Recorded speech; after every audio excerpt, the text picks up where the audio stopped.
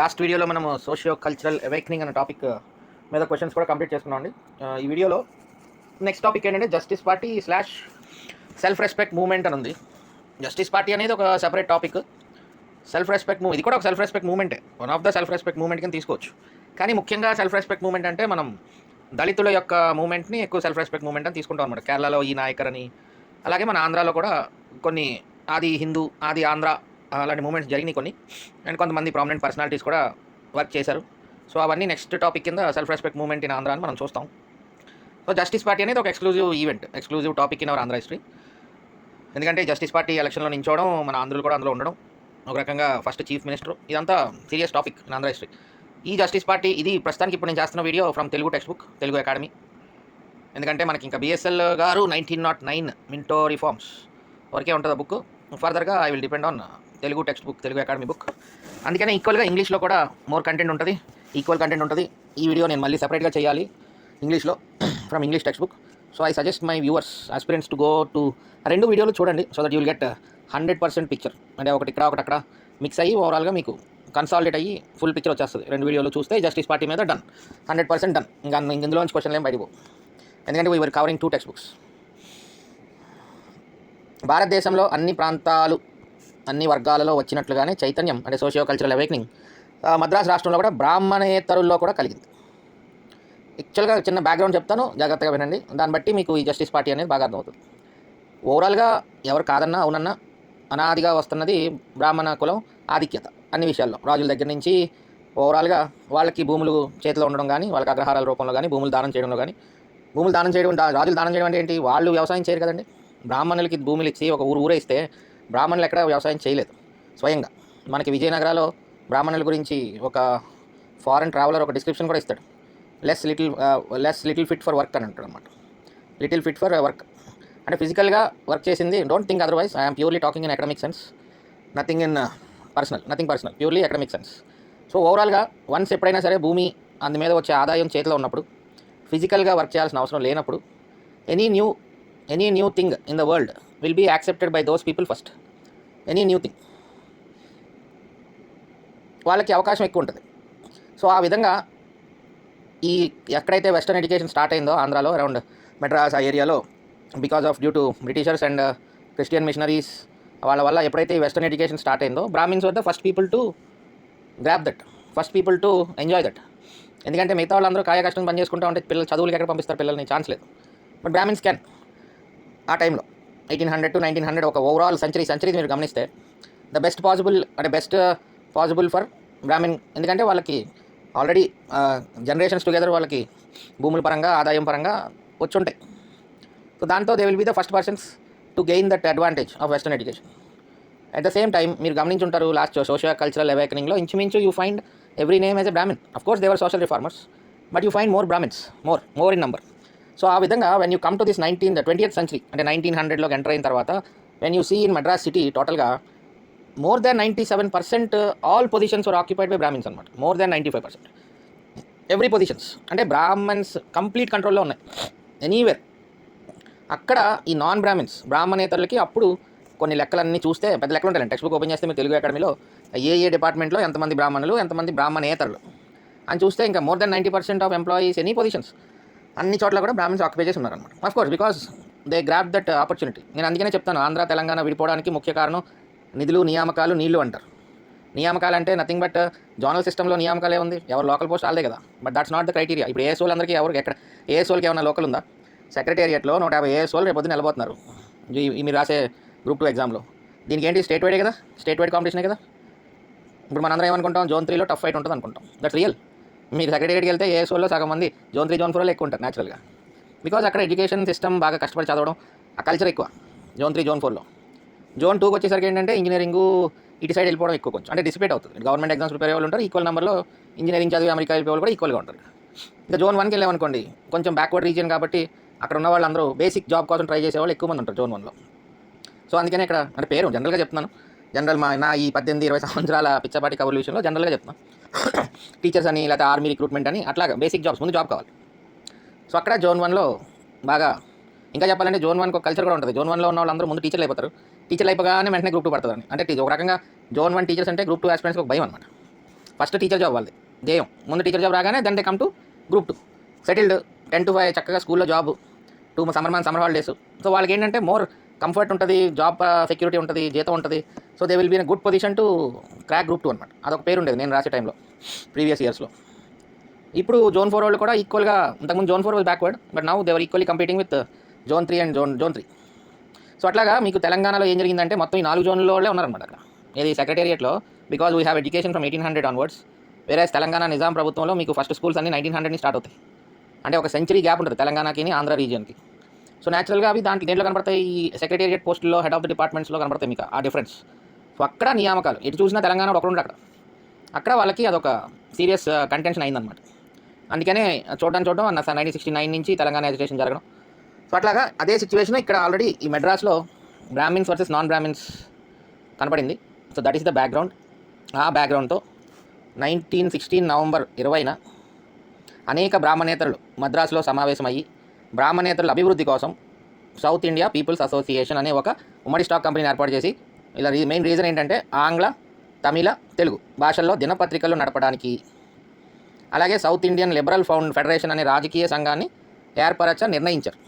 So this date is important, very important. South Indian peoples Association, ఇక్కడ South Indian Liberal federation.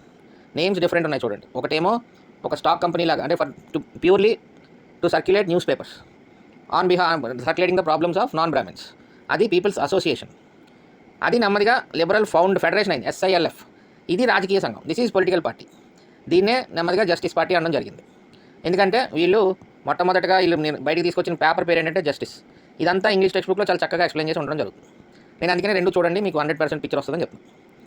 ఈ నేను చెప్పిందంతా Telugu text బుక్లో it was clearly, English text బుక్లో it was clearly explain. తెలుగులో ఏంటంటే మీకు అంత ఎక్స్ప్లెనేషన్ ఉండదు, ఇలాగ జస్ట్ ఇలా పైన అలా స్టేట్మెంట్స్ రూపంలో అలా జరిగింది ఉంటుంది అనమాట. సో అది ఒక రాజకీయ సంఘాన్ని ఏర్పరిచారు. ఇక్కడ పేర్లు కూడా చాలా జాగ్రత్తగా గమనించుకుంటూ ఉండండి. మన తెలుగు పేర్లు వచ్చినప్పుడు ఇంకా important. South Indian peoples association కార్యదర్శి, అంటే అసోసియేషన్, ఫెడరేషన్ కాదు. లిబరల్ SILF వేరు, సౌత్ ఇండియన్ పీపుల్స్ అసోసియేషన్ వేరు. ముందు ఒక అసోసియేషన్ ఫామ్ అయ్యి వాళ్ళు జస్టిస్ పార్టీగా జస్టిస్ పేపర్ని తీసుకొచ్చి, న్యూస్ పేపర్ని, ఆ తర్వాత ఈ సౌత్ ఇండియన్ లిబరల్ ఫెడరేషన్గా ఒక పొలిటికల్ పార్టీని ఎస్టాబ్లిష్ చేశారు. అదే జస్టిస్ పార్టీ అయిపోయింది అనమాట. ఇంకా SILF అనే పేరు వెళ్ళిపోయింది, జస్టిస్ పార్టీ కనపడుతుంది. అంటే ఇప్పుడు మన సపోజ్ వైఎస్ఆర్ అంటే మనం వైఎస్ఆర్ పార్టీ అంటే రాజశేఖర రెడ్డి గారి పేరు ఏమనుకుంటాం, కానీ మీరు వైఎస్ఆర్ ఫుల్ అబ్రివేషన్ కొడితే గూగుల్లో డిఫరెంట్ ఉంటుంది. సంథింగ్ యువజన, శ్రామిక, రైతు అలాగే ఉంటుంది అనమాట. అలాగే SILF కాస్త జస్టిస్ పార్టీ అయిపోయింది అనమాట. SILF కాస్త జస్టిస్ పార్టీ అయిపోయింది. This was only for bringing news paper. First ఇనీషియల్గా దీనికి సెక్రటరీ ఎవరంటే రామ్ బహదూర్ పిట్టే త్యాగరాయ చెట్టి పేరుతో తన ప్రణాళికను మేనిఫెస్టో విడుదల చేశారు. ఆ ప్రణాళికలో ఈ విషయాలు పేర్కొన్నారు. ఆ మొత్తం ఒక పేజ్ అంతా ఉంటుంది అనమాట. టెక్స్ట్ బుక్లో ఒక పేజ్ ఉంటుంది. ఏ డిపార్ట్మెంట్లో ఎంతమంది, ఆ లెక్కలన్నీ ఉంటాయి. సో దాన్ని నేను జస్ట్ ఫైనల్ కంక్లూజన్ తీసుకున్నా. మద్రాసు రాష్ట్ర జనాభాలో 41.05 మిలియన్స్ కాగా అందులో 40 మిలియన్స్ బ్రాహ్మణేతరులు. కానీ గవర్నమెంట్ పొజిషన్స్ ఓవరాల్గా ఎక్కడ చూసినా సరే వాళ్ళకి ఎవరికి ప్రాముఖ్యత లేదు. అంటే రివర్స్ అనమాట. ఆ మిగిలిన 1.05 మిలియన్ ఉన్నారు చూడండి బ్రాహ్మిన్స్, వాళ్ళే మొత్తం occupied all positions in Madras everywhere. So అందుకని this Justice Party came out. ఈ సౌత్ ఇండియన్ లిబరల్ ఫెడరేషన్నే బ్రాహ్మణేతరుల న్యాయం కోసం పోరాడే సంస్థగా జస్టిస్ పార్టీ అని కూడా పిలిచారు. బికాజ్ అది తెచ్చింది జస్టిస్ పేపర్ ఫస్ట్, దాంతో జస్టిస్ పార్టీ అయిపోయింది. దీని మొదటి సమావేశం కోయంబత్తూరులో 19 జూలై 1917 అండి. ఈ P. రామరాయనింగార్, ఈ పేర్లన్నీ చాలా జాగ్రత్తగా గమనించండి, ఎందుకంటే this is so important. You will find up to 1937-36 వరకు కూడా మీకు ఈ పేర్లు తగులుతూ ఉంటాయి మనకి. బికాజ్ వీళ్ళు మినిస్ట్రీ ఫామ్ చేశారు, చీఫ్ మినిస్టర్ అయ్యారు. రేపు పొద్దున్న చీరాల పేరాల్లో you will find this fellow. Chirala Perala ఉద్యమం ఉంటుంది మనకి, ఇది నాన్ కోఆపరేషన్ మూవ్మెంట్లో. You will find this fellow because he is the chief minister then, P. Ramarayaningar. సో ఇందులో వచ్చే పేర్లు మీకు ప్యారలల్గా మనకి మళ్ళీ 4th యూనిట్లో we study about our state, Andhra state formation, అంటే మన origin of birth moment of Andhra moment birth అని. అది కూడా మీరు ఎక్కడి నుంచి చదువుతాం, మనం 1903 నుంచి చదువుతాం. మన ఆంధ్ర స్టేట్ ఫామ్ అవ్వాలని చెప్పి ఇంచుమించు 1903 నుంచి స్టార్ట్ అయింది. సో ఇవన్నీ ప్యారలల్గా వెళ్తూ ఉంటాయి. బట్ 3 ప్యారలల్గా మిక్స్ చేసి చదవడం కుదరదు, చెప్పడం కుదరదు. కాబట్టి ఫస్ట్ మనం జస్టిస్ పార్టీని తెలుసుకుంటాం. ఆ తర్వాత గ్రోత్ ఆఫ్ నేషనల్ మూమెంట్ అని చెప్పి 1885 నుంచి 1947 వరకు ఇండియాలో ఏం జరిగింది, దానికి అనుగుణంగా కరస్పాండింగ్గా మనకి ఆంధ్రాలో ఏం జరిగిందని ఆ టాపిక్ చూస్తాం. 4th యూనిట్కి వెళ్ళేసరికి మనం ఆంధ్ర మీద స్పెసిఫిక్గా ఆంధ్ర మూమెంట్ ఎలా కొనసాగిందని స్పెసిఫిక్గా చూస్తాం మనం. సో అప్పుడు ఇవన్నీ మిక్స్ అవుతాయి అన్నమాట. సో దేనికి అదే, బట్ ఓవరాల్గా 4th యూనిట్ అయ్యేసరికి you will have full picture. అందుకని ఈ పేర్లు కూడా మీరు కొంచెం జాగ్రత్తగా గమనిస్తూ ఉండాలి ఇక్కడ.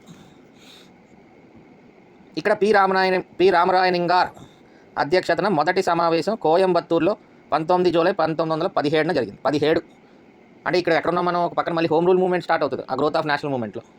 మన ఆంధ్రాలో యానీ బీసెంట్ రన్ చేస్తూ ఉంటారు.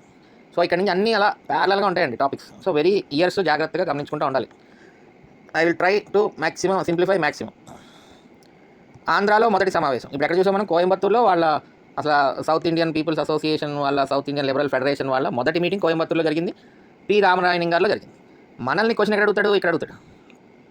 ఆంధ్రాలో మొదటి సమావేశం రామచంద్రాపురం తాలూకా బిక్కవోలులో 27 అక్టోబర్ 1917 జరిగింది. ఇలా అడుగుతాడు మనల్ని.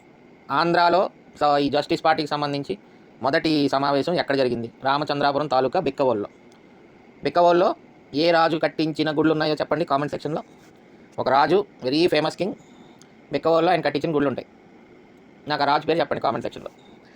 ఓకే అండి, 27 అక్టోబర్ 1917 జరిగింది. దీనికి పిట్టే త్యాగరాయ చెట్టి అంటే ఫస్ట్ పర్సన్, రఘుపతి వెంకటరత్న నాయుడు గారు, KV Naidu, K Venkatareddy Naidu, this is very important person in Justice Party. అలాగే పి రామరాయనింగార్ గారు, ఏపీ పాత్రో మొదలైన వారు అందరూ హాజరయ్యారు అనమాట. ఈ KV Naidu is from Andhra. P Ramarayaningar అంటే రాజా ఆఫ్ పనగల్. పి రామరాయనింగార్ అని ఆయన he's Raja of Panagal. KV Reddy Naidu మన తెలుగు ఆయన. ఏపీ పాత్రో ఇంకొక ముఖ్యుడు. వీళ్ళందరూ కూడా హాజరయ్యారు. రాష్ట్రాలలో కమ్యూనల్ ప్రాతినిధ్యం ఉండాలని ఈ సభ తీర్మానించింది. అంటే ఇప్పుడు వెరీ సీరియస్, అంటే ఇంక మరింత డీప్గా వెళ్ళాలనుకోండి, అంటే ఇంకా సమావేశంలో ఏమేమి తీర్మానాలు చేశారని ఒకసారి కొన్ని సందర్భాల్లో క్వశ్చన్ అడుగుతూ ఉంటారు హిస్టరీలో. ఇక్కడ అడగలేండి, కానీ వేరే మనం గ్రోత్ ఆఫ్ నేషనల్ మూవ్మెంట్లోకి వెళ్ళినప్పుడు అక్కడ అడుగుతారు. లేదా మన ఆంధ్ర మూవ్మెంట్లో ఒక్కొక్క 5 సభలు జరుగుతాయి కదా, ముఖ్యంగా 1911 నుంచి ఒక్కొక్క సభలో ఏమేమి తీర్మానాలు చేశారని కూడా మనం చాలా జాగ్రత్తగా చదువుకోవాలి ఆంధ్ర మూవ్మెంట్లో. సో ఇక్కడ ఈ సభ ఏంటంటే రాష్ట్రాల్లో కమ్యూనల్ ప్రాతినిధ్యం ఉండాలని ఈ సభ తీర్మానించింది. కమ్యూనల్ అంటే బై కాస్ట్ వైజ్ కానీ అట్లా ఇట్లా. అలాగే రాయలసీమలో మొదటి సమావేశం పులివెందలలో. ఇయర్స్ ఇంపార్టెంట్ కాదులేండి ఇక్కడ, ముఖ్యంగా మనకి ఇయర్ ఓన్లీ ఏ ఇయర్ 1979లో ఇది స్టార్ట్ అయింది, 1916, 1917. రాయలసీమలో మొదటి సమావేశం పులివెందల్లో. ఆంధ్రాలో మొదటి సమావేశం రామచంద్రపురం తాలూకా బిక్కవోలులో. దానికి వీళ్ళందరూ అటెండ్ అయ్యారు. ఆ తర్వాత మళ్ళీ ఉత్తర సర్కార్లకు చెందిన బ్రాహ్మణేతరులందరూ కలిసి విజయవాడలో త్యాగరాయ చెట్టి అధ్యక్షతన సమావేశం అయ్యారు. ఎప్పుడైనా సింగిల్ పర్సన్ ఉన్నప్పుడు ఇంపార్టెంట్ అవుతాడు, మల్టిపుల్ ఉన్నప్పుడు డోంట్ మైండ్. విజయవాడలో సో మొత్తానికి 3 ఏరియాలు, ఒకటి బిక్కవోలు, ఇంకొకటి పులివెందల, ఇంకొకటి విజయవాడలో సమావేశాలు జరిపారు ఈ జస్టిస్ పార్టీకి సంబంధించిన వాళ్ళు. 1920లో ఎన్నికలు జరిగినాయి. మాంటెగు చేమ్స్ఫర్డ్ అంటే మనకి 1909లో మోర్లే మింటో, మనం చిన్నప్పటి మింటో మోర్లే అని చదివాం, కానీ you all know it is Morley Minto. Secretary of state is Morley and viceroy was Minto.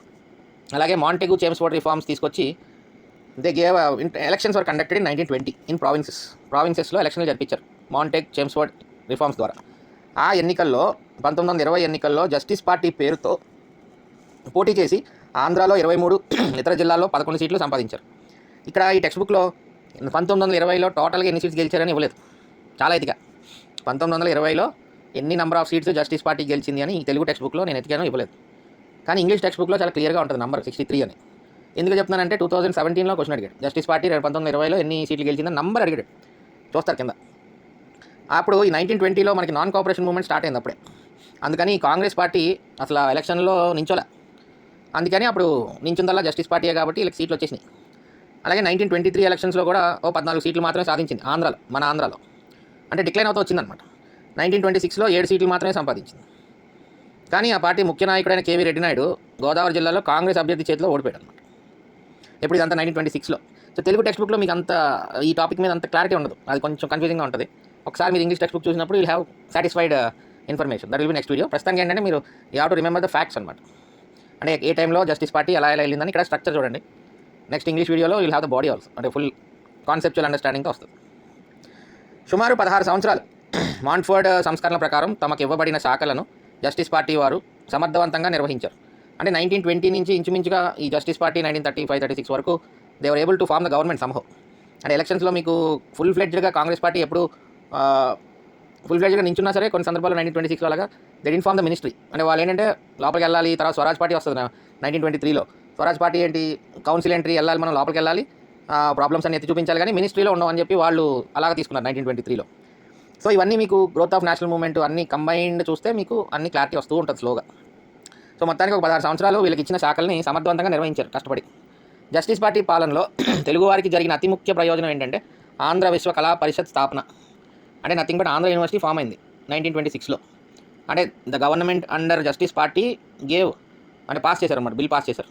Course ఇక్కడ మళ్ళీ మన ఆంధ్ర స్టేటు, ఆంధ్ర ఫార్మేషను ఆ పోటీ వల్లే వచ్చిందన్నమాట. ఇక్కడ ఊరికేమీ సరదాగా ఇవ్వలా, ఎంతో ఫైట్ చేస్తే ఆంధ్రులు అది మొత్తానికి ఒప్పుకోలేక ఇవ్వడం జరిగింది ఈ Andhra university. So justice party పాలనలో తెలుగు వారికి జరిగిన అతి ముఖ్య ప్రయోజనం ఈ ఆంధ్ర యూనివర్సిటీ ఫార్మేషన్ అనమాట. ఆంధ్ర విశ్వకళా పరిషత్. రాజా రామనాయనింగార్ మంత్రివర్గంలో విద్యామంత్రిగా ఉన్న ఏపీ పాత్ర, ఇవన్నీ గుర్తుపెట్టుకోవాలండి. Who is the education minister at the time of this Andhra university formation. ఇవన్నీ మళ్ళీ మనం ఆంధ్ర మూవ్మెంట్ 4th యూనిట్లో అవన్నీ మళ్ళీ ఒక రౌండ్ వేస్తాం. ఆంధ్ర యూనివర్సిటీ ఫార్మేషన్ అనేది ఒక సెపరేట్ టాపికే ఉంటుంది. ఆంధ్ర యూనివర్సిటీ ఎలా ఫామ్ అయింది, ఆంధ్ర యూనివర్సిటీ ఎక్కడ ఫామ్ అయింది, దాని హెడ్ క్వార్టర్స్ ముందు ఎక్కడ పెట్టారు, తర్వాత ఎక్కడికి మార్చారు, ఫస్ట్ వైస్ ఛాన్సలర్ ఎవరు, ఇవన్నీ చాలా డీటెయిల్డ్గా చూస్తాం మన ఆంధ్ర మూవ్మెంట్లో 4th యూనిట్లో. సో అందుకని ఆ టైంలో ఇక్కడ ఎవరున్నారు, ఏపీ పాత్ర ఉన్నాడు విద్యామంత్రిగా. చీఫ్ మినిస్టర్గా రాజా రామనాయన్ గారు ఉన్నాడు. ఈ బిల్లుని కౌన్సిల్లో 1925లో ప్రవేశపెట్టగా దానిని గవర్నరు 17 ఇవన్నీ గవర్నర్ జనరల్ 13 జనవరి 26న ఆమోదించి చట్టం 2 1926గా ప్రకటించారు. మనకి exact date 26th August April అనుకుంటా. నెక్స్ట్ వీడియోలో ఇంగ్లీష్లో ఉంటుందండి క్లియర్గా. Let me tell you exact date కూడా బాగుంటుందండి, గుర్తుపెట్టుకోవడం ఈజీగానే ఉంటుంది. 26 April 1926. 26 April 1926. On that day Andhra university was formed. సరే, దాని హెడ్ క్వార్టర్స్ విజయవాడ, వైజాగ్ అవన్నీ మళ్ళీ మనం చూద్దామండి. ఇది 4th యూనిట్లో ఆంధ్ర మూవ్మెంట్ చూస్తున్నప్పుడు అది మళ్ళీ డీటెయిల్గా నేర్చుకుంటాం. సో అక్కడ వరకు ఇవి విషయాలు. ఇప్పుడు ఎక్స్క్లూజివ్గా తెలుగు టెక్స్ట్ బుక్లో ఉన్న విషయాలు ఇవి, ఇది ఇంగ్లీష్లో ఉండవు, అందుకని జాగ్రత్తగా ఇక్కడ నేర్చుకోండి. బ్రాహ్మణేతర ఉద్యమం, ఇది మనంతా ఆంధ్రలో జరుగుతాయి ఇవన్నీ. బ్రాహ్మణేతర ఉద్యమం మతాచారాల మీద, బ్రాహ్మణుల యొక్క ఆధిక్యత ఉంటుంది కదా, పౌరోహిత్యం, కర్మకాండ ఇవన్నీ జరిపించడం, దాని మీద కూడా ఇక్కడ ఆంధ్రాలో కొంతమంది మార్చడానికి ట్రై చేశారన్నమాట. ఈ బ్రాహ్మణేతర ఉద్యమం మతాచార విషయాల్లో కూడా బ్రాహ్మణాధిక్యతపై తిరుగుబాటు చేసింది. కర్మకాండ చేసే హక్కు తమకు ఉందని తిరుగుబాటు జెండా మొదట ఎగరవేసింది వైశ్యులలో ఆత్మూరి లక్ష్మీ నరసింహ సోమయాజులను ఆయన యజ్ఞం చేసి ఎవరైనా ఇవన్నీ చేయొచ్చని నిరూపించాడట. వైశ్యులలో ఆత్మూరి లక్ష్మీ నరసింహ సోమయాజులు యజ్ఞం చేసి ఎవరైనా ఇవన్నీ చేయొచ్చు అని నిరూపించినాడు. అంటే ఇవన్నీ వెరీ రిమోట్ క్వశ్చన్స్ అండి. అంటే in case if the examiner wants to test you like anything, అంటే నుక్ అండ్ కార్నర్ చదివేరా లేదా, ఇంకా అవన్నీ వెరీ అంతే, ఇంకా టెక్స్ట్ బుక్ చదువుతున్నాం కాబట్టి ఆ మెయిన్ పాయింట్లన్నీ బయటకు తీసి జాగ్రత్తగా చదువుకోవాలి. కాబట్టి I'm explaining all this to you. But this kind of question will be the toughest question I ever seen group 2 in case ఈ క్వశ్చన్ ఇలాంటి క్వశ్చన్ అడిగితే. వైశ్యులలో ఆత్మూరి లక్ష్మీ నరసింహ సోమయాజులు యజ్ఞం చేసి ఎవరైనా ఇవన్నీ చేయొచ్చని నిరూపించాడు. అలాగే కృష్ణా, గుంటూరు జిల్లాల్లో కమ్మవారు వేదాలు నేర్పి కర్మకాండలు ఆచరించారు. కృష్ణా, గుంటూరు జిల్లాల్లో, అంటే ఇదంతా కూడా to go against the domination of Brahmins in all these activities. So అది బ్యాక్గ్రౌండ్ ఇక్కడ. కృష్ణా, గుంటూరు జిల్లాలో కమ్మవారు వేదాలు నేర్చుకుని కర్మకాండలు ఆచరించారు, అది ఆ ఏరియా. తెనాలి తాలూకా కొల్లూరులో కర్మకాండకు శిక్షణకు పాఠశాల కూడా స్థాపించారట తెనాల్లో. అలాగే సూర్యదేవర రాఘవయ్య చౌదరి, దుగ్గిరాల రాఘవయ్య చౌదరి, త్రిపురనేని రామస్వామి చౌదరి ఈ విషయంలో అగ్రగణ్యులు. This fellow is important. Tripuraneni Ramaswamy Chowdary అని ఆయన్ని మళ్ళీ మనం 1930లో సివిల్ డిసొబీడియన్స్ మూవ్మెంట్ ఉప్పు సత్యాగ్రహంలో ఏంటది ఉప్పు పాట ఉంటుంది, ఉప్పు పాట, వీరగంధము తెచ్చినారు వీరుడెవ్వడో చెప్పుడి అని ఒక రాసి ఇన్వైట్ వచ్చే వాళ్ళని ఆహ్వానిస్తారనమాట. ఈయన త్రిపురనేని రామస్వామి చౌదరి వీరగంధము తెచ్చినారము వీరుడెవ్వడో తెలుపుడి అన్న పద్యాన్ని ఉప్పు సత్యాగ్రహం సందర్భంలో సముద్రంకి వెళ్ళి ఉప్పు తయారు చేసి వచ్చే వాళ్ళకి ఈయన ఎదురెళ్ళి ఆహ్వానం పలికి వాళ్ళకి పూలదండలేసి వీరగంధం అంటే దే డిడ్ సంథింగ్ గ్రేట్ అన్నది వీరగంధము తెచ్చినాము వీరులెవ్వరో తెలుపుడి అంటారు అనమాట. So that is bad about Tripuraneni Ramaswamy Chowdary. ఈ విషయంలో అగ్రగణ్యులు. ఏది ఈ కర్మకాండ, ఈ శిక్షణ, to go against the brahmin domination on those things. ఈ బ్రాహ్మణేతర ఉద్యమం సాహితీ రంగాలు వ్యాప్తించింది. 1927లో మే 23న తెనాలిలో తాపి ధర్మారావు అధ్యక్షతన బ్రాహ్మణేతర రచయిల సమావేశం జరిగింది. ఇది బాగా గుర్తుపెట్టుకోండి, బికాజ్ ఈ తాపి ధర్మారావు అన్న పేరు మనకి సెల్ఫ్ రెస్పెక్ట్ మూవ్మెంట్లో బాగా వస్తారన్నమాట. Tapi Dharmarao did a lot of work for Dalit movement in Andhra. So అందుకనే ఆబ్వియస్గా బ్రాహ్మణేతర రచయితల సమావేశం తెనాలిలో జరిగింది. దానికి తాపి ధర్మారావు గారు అధ్యక్షత వహించారు. డైరెక్ట్ క్వశ్చన్ అలా ఇవ్వచ్చు కదా గ్రూప్ 2లో. బ్రాహ్మణేతర రచయితల సమావేశం ఎక్కడ జరిగిందని అడగచ్చు. బ్రాహ్మణేతర లేదా తెనాలిలో బ్రాహ్మణేతర రచయిత సంఘం సమావేశానికి అధ్యక్షుడు ఎవరు అని అడగచ్చు. Very important line I feel. So ఇది జస్టిస్ పార్టీ గురించి తెలుగు టెక్స్ట్ బుక్లో ఉన్న విషయాలు. Next video will be in English. కొంచెం బ్యాక్గ్రౌండ్ చెప్పుకుంటే వెళ్ళాం కాబట్టి టైం ఎక్కువ పట్టిందండి, బట్ వెరీ ఇంపార్టెంట్. ఎందుకంటే 2008లో క్వశ్చన్ అడిగారు, 2011లో క్వశ్చన్ అడిగారు, మళ్ళీ 2017లో, ఆల్మోస్ట్ 3 years అడిగారు దీని మీద, ఈ పర్టికులర్ టాపిక్ మీద. ఫస్ట్ ఇయర్లో సింపుల్ క్వశ్చన్, ఎవరి ప్రయోజనాలు లక్ష్యంగా ఉంచుకుని జస్టిస్ పార్టీ నెలకొల్పబడింది? బ్రాహ్మణేతరులు. నెక్స్ట్ క్వశ్చన్ కొంచెం ట్రిక్కీ క్వశ్చన్, మద్రాసు రాష్ట్రంలో జస్టిస్ పార్టీ ప్రభుత్వంలో తొలి ముఖ్యమంత్రి ఎవరు అన్నాడు. మనకు తెలుగు టెక్స్ట్ బుక్లో ఎగ్జాక్ట్గా మనకు ఆన్సర్ లేదు. You will find exact answer in P. Raghunatharao. నేను next video you will find this answer in next video. నేను అందుకనే ఇప్పుడు చెప్పను అనమాట ఆన్సర్. నెక్స్ట్ వీడియోలో మీరు చూసి తెలుసుకుంటారు. 1920లో ఇది ఇంకా టిపికల్ క్వశ్చన్, 2017లో అడిగారు. 1920లో మద్రాస్ శాసనసభకు జరిగిన ఎన్నికలలో జస్టిస్ పార్టీ ఎన్ని స్థానాలను గెలిచింది చూడండి. 63 అట, 64 అట, 65 అట, 66 అట. అందుకని ఈ క్వశ్చన్కి కూడా మీరు ఆన్సర్ నెక్స్ట్ వీడియోలో ఇంగ్లీష్ టెక్స్ట్ బుక్లో ఉన్న కంటెంట్ని డైరెక్ట్గా తెలుసుకుంటారు. ఆల్రెడీ మెన్షన్ చేశాను దీని గురించి ఈ వీడియోలో. If you are attentive enough ఈ పాటికి ఆన్సర్ కనబడతా ఉంటుంది. బట్ అటెన్షన్ లేకపోతే you will find it exactly next video. Okay.